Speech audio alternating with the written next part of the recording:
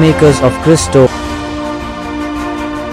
இயேசுவில் அன்பார்ந்த சகோதர சகோதரிகளே, நம்ம பைபிள்ல நிறைய விஷயங்களை பார்க்கிறோம். ஆனால் ஆழ்ந்த கருத்துக்கள் உடையவை, ஆழ்ந்த சிந்தனைகள் உடையவை அனைத்தையும் நான் சிந்திப்பது இல்லை. தெய்வ பிள்ளைகளே, பைபிள்ல எத்தனையோ யுத்தங்கள் நடக்கிறது. வாழ்க்கையில யுத்தம். அந்த யுத்தத்திலே நாம் வாழ்வோமா சாவோமா, நமக்கு வெற்றி கிடைக்குமா தோல்வி வந்து விடுமா என்ற போராட்டம், மனதுக்குள்ளாய் போராட்டம். In our life there is a war. In the Bible we see there is a war between good and evil, a war between holy and unholy, a war between devil and God. தெய்வ பிள்ளைகளே, பைபிள்ல பார்க்கிறோம், அங்கு தேவனுக்கும் சாத்தானுக்கும் யுத்தம் நடக்கிறது, நல்லதுக்கும் கெட்டதுக்கும் யுத்தம் நடக்கிறது. அங்கு இருளுக்கும் ஒளிக்கும் யுத்தம் நடக்கிறது. எது ஜெயிக்கும்? நம்ம வாழ்க்கையில நம்ம யுத்தம் செய்தால் நம்ம என்ன நினைப்போம்? நம்ம ஜெயிக்கணும் ஜெயிக்கணும் நினைப்போம். ஆனா ஜெயிப்போமா ஜெயிக்க முடியாதா தெரியாது. In our life, in our war, in our fight, we always think to win.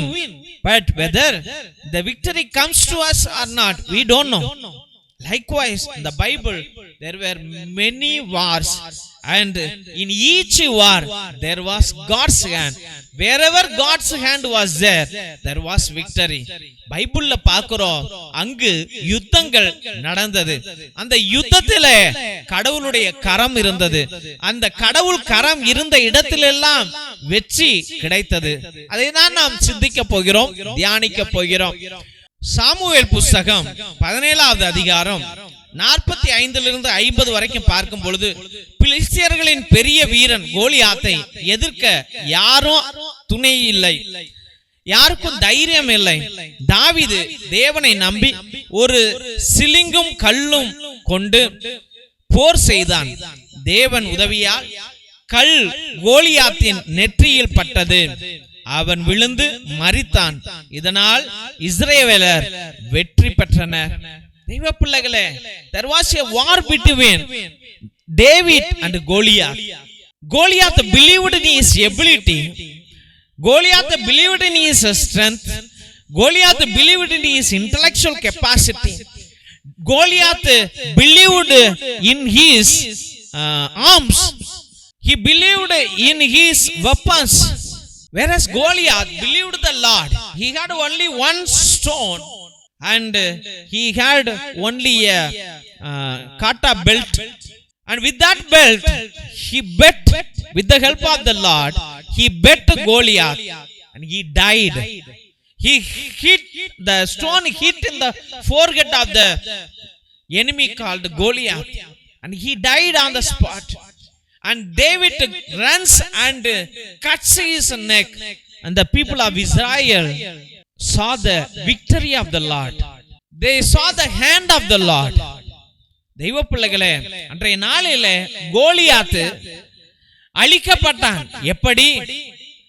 அவனுடைய ஞானமோ, அவனுடைய தைரியமோ, அவனுடைய போர் வெப்பனோ பொருட்களோ அவனை காப்பாற்றவில்லை. தாவீதுடைய ஜெபம் தாவீதுக்கு உதவியாக இருந்ததால் அவனை மடிய வைத்தது, அவனை சாகடித்தது. தாவீது வெற்றி அடைந்தான். அதனால இன்றைய நாளிலே நீ நினைக்கலாம், I am only a small guy, I cannot win, I cannot have a victorious life, I cannot prosper, I have no intellectual capacity, I have only limited money, I have only few rupees, few thousands, I cannot run a business, I cannot become big. So don't think like this. Don't depress yourself. You are not here to be depressed. நீ உன்னையே தாழ்த்திக் கொள்ள நீ இந்த உலகத்திற்கு வரல. என்கிட்ட காசு இல்ல, எனக்கு தைரியம் இல்ல, என்னால வாழ முடியல, இல்ல என்னால தொழில் தொடங்க முடியாது, என்கிட்ட கொஞ்சம் தான் காசு இருக்குது, நான் வாழ்க்கையில பெரிய ஆளா ஆக மாட்டேன், நான் நிறைய சம்பாதிக்க முடியாது, இல்ல நிலம் வாங்க முடியாது, இல்ல வீடு கட்ட முடியாது, இந்த பிரச்சனை தீராது என்று நீ நினைக்காத, இந்த நோய் தீராது என்று நினைக்காத, உன் பிரச்சனைகள் முடியவே முடியாது என்று நினைக்காத, நீயே உன்னை சபித்துக் கொள்ளாதே. Don't curse yourself. Nobody in the world will curse you. You yourself are cursing you. That is true. நீ உன்னையே சபித்துக் கொள்கிறாய். உலகத்துல எவனும் உன்னை சபிக்கல, உன்னை பத்தி எவனுமே கவலைப்படுவதில்ல. Nobody is worrying about you. You are only worrying more about you. You are only worrying more about you. And by worrying you are killing yourself. You are suppressing yourself. நீ கவலைப்படுவதால் உன்னையே அழித்துக் கொள்கிறாய், உன்னை அமுக்கிக் கொள்கிறாய், உன் வளர்ச்சியை காண முடிவதில்லை தெய்வ பிள்ளைகளே. அதனால மனதை என்னாலும் ஒருமைப்படுத்தி இருக்க வேண்டும். You have to concentrate on the Lord. You should not get diverted. And this person may say something, that person may say something, and you get confused by those suggestions. Ask the Lord what he is telling. Ask the Lord what he is telling. அவன் இவன் சொல்லி உன்னுடைய மைண்ட, உன்னுடைய மனதை நீ குழப்பிக் கொள்ளாதே. கடவுள் என்ன சொல்லுகிறார் என்பதை பார். அன்றைய நாளிலே கோலியாத் அந்த கல்லையும் அந்த காட்டக்கல்லையும் எடுத்துக்கிட்டு போகும் பொழுது நிறைய பேர் கத்துனாங்க, கத்தி எடுத்துட்டு போடா, Dress போட்டுட்டு போடா, ஷூ போட்டுட்டு போடா, பார்த்து போடா, நிதானமா போடா, அண்ட் ஓடி போடா என்று பல பேர் கத்துனாங்க. டேவிட் என்ன செய்தான்? கடவுளையே கண்டான், கடவுளையே கண்டான். கடவுள் என்ன சொல்கிறார் அதையே கேட்டான். Today's world many may tell, like to David they told, take armor, take a knife, put shoe, put armor in your, put a shield in your chest, otherwise you will be killed. Don't you have fear?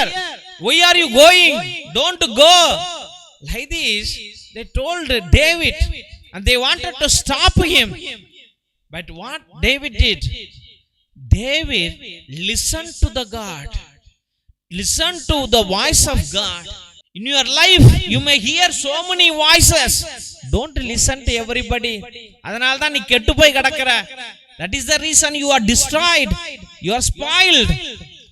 You listen to so many people's suggestions and opinions, and at the end you did not take any decision. Some fools are like that. சில முட்டாள்கள் அப்படிதான். அவன்கிட்ட கேட்போம், அவன்கிட்ட கேட்போம், அவன்கிட்ட கேட்போம், அவன்கிட்ட கேட்போன்ட்டு நிறைய அறிவுரைகளை கேட்டுட்டு கடைசியில எந்த அறிவுரையும் செட் ஆகலன்ட்டு இவனுக்கு பயம் வந்து எந்த தொழிலும் செய்ய மாட்டான். So many, he went and listened to so many people, and at the end he wanted to start a business. Before that he got all the advice. At the end he got fear and he did not start the business. சோம்பேறியா உட்கார்ந்துருக்கிறான் வீட்டுல, எதுக்கு நம்ம வேலைக்கு போகணும், எதுக்கு செய்யணும் அப்படி என்று. Likewise you cannot win the war, you cannot win the life. Like Goliath, believe in the Lord, go forward, you will have victory. தாவீதை போல எழுந்து முன்னே செல், கடவுளையே பாரு. கடவுளை நம்பினால் கைவிடப்பட மாட்டாய், நீ வெற்றி அடைவாய், வாழ்வு நிச்சயம், வெற்றி நிச்சயம். ஆமென். திருசிலுவை ஆசீர்வாதத்தை பெற்றுக்கொள்வோம். தந்தை ஆசீர்வாதத்தின் திருசிலுவை. திருசிலுவை உனக்கும் உன் குடும்பத்திற்கு வெளிச்சமாய் இருக்கிறது. நரக சர்ப்பம் உனக்கு அதிபதியாக வேண்டாம். சாத்தானே அப்பாலே போ. அபத்தங்களை பிள்ளைகளுக்கு போதிக்காதே.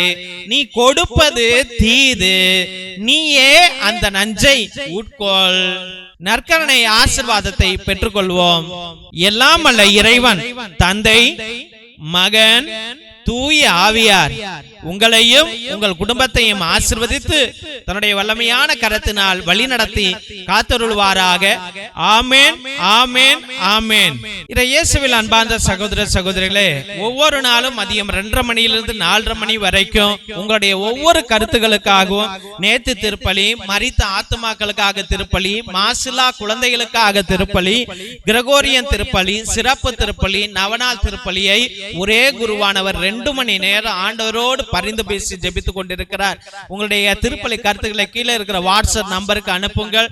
அதே நம்பருக்கு ரூபாய் 100 செலுத்தினால் உங்களுடைய ஒவ்வொரு கருத்துக்களுக்காகவும் திருப்பலி அர்ப்பணிக்கப்படும். உங்களுடைய நீண்ட நாள் கருத்துக்களுக்காக நேர்த்தி திருப்பலியை ஏறடுங்கள். 3 திருப்பலி, 5 திருப்பலி, 7 திருப்பலி, 9 திருப்பலி, 12 திருப்பலி, 21 திருப்பலி, 30 திருப்பலி, 33 திருப்பலி என்று நீங்கள் அர்ப்பணிக்கலாம். உங்களுடைய ஒவ்வொரு கண்ணீரையும் தேவனுடைய பாதத்தில் சமர்ப்பித்து உங்களுக்காக ஒரே குருவானவர் ஜெபிக்கிறார் என்பதை அன்போடு நினைவு கூறுங்கள். அதிசய எண்ணெய், நரம்பு பிரச்சனைகள், சுவாச பிரச்சனைகள், ஆஸ்மா, மூச்சிறைப்பு, எலும்பு வலி, தசை வலி, தலைவலி, உடல் உஷ்ணத்திற்கு 10 to 20 சொட்டு எடுத்து நன்றாக உரசி தேயுங்க. உடனே உங்களுக்கு நிவாரணம் கிடைக்கும் என்பதை அன்போடு தெரிவித்துக் கொள்கிறோம். கருணை எண்ணெய், மெர்சி ஆயில், தோள்பட்டை வலி, கழுத்து வலி, இடுப்பு வலி, கால் வலி, மூட்டு வலி, தலைவலி, தசைப்பிடிப்பு, பக்கவாதம், முடக்குவாதம், மூட்டுவாதம் அனைத்திற்கும் 10 to 20 சொட்டு எடுத்து நன்றாக தேயுங்கள். உடனே உங்களுக்கு நிவாரணம் கிடைக்கும் என்பதை அன்போடு தெரிவித்துக் கொள்கிறோம். தெய்வ பிள்ளைகளே, இந்த எண்ணெய்கள் தேவனால் கொடுக்கப்பட்ட எண்ணெய். இது தேங்காய் எண்ணெயோ மற்ற எண்ணெயோ கிடையாது. தெய்வ பிள்ளைகளே, இது மூலிகை எண்ணெய். தேவன் அதிசயங்களை செய்ய வல்லமையாக கொடுத்த எண்ணெயை நீங்கள் வாங்கி பயன்படுத்தும்படியாக அன்போடு வேண்டுகின்றோம். இரத்தத்தின் விடுதலை ஜெப புத்தகம் எல்லா செய்வினை, மாய மந்திர கட்டுகள், குடும்ப கட்டுகள், தொழில் கட்டுகள், தகடு, தாயத்து, நோய் கட்டுகளில் இருந்து விடுதலை கொடுக்கிற வல்லமையுள்ள ஜெப புத்தகம். தெய்வ பிள்ளைகளே, 120 வருடம் பழமையானது. நம்முடைய மூதாதையர்கள் அந்தோனியா தகடு, ஜார்ஜியா தகடு எழுதுவதற்கு பயன்படுத்த ரகசிய ஜெபங்கள் உடையவை. இதை நீங்கள் வாங்கி பயன்படுத்தும்படியாக அன்போடு வேண்டுகின்றோம். தெய்வ பிள்ளைகளே, இந்த YouTube channel Jesus TV father David என்ற சேனலை தயவுசெய்து சப்ஸ்கிரைப் பண்ணுங்க. இதை ஷேர் பண்ணுங்க. உங்களுடைய வாட்ஸ்அப் ஸ்டேட்டஸ்ல வையுங்க, வாட்ஸ்அப் குரூப்ல வையுங்க. இந்த ஊழியத்தை நீங்களும் பலப்படுத்தும்படியாக அன்போடு வேண்டுகின்றோம். மற்றுமாக எங்களுடைய ஏழை எளிய பிள்ளைகளுக்கு உங்களால் முடிந்த பழைய துணி, பத்தாவது துணி, நோட்டு, பேனா, புத்தகங்கள் என்று நீங்கள் அனுப்பலாம் என்பதை அன்போடு தெரிவித்துக் கொள்கிறோம். God bless you all. Praise the Lord. Hallelujah.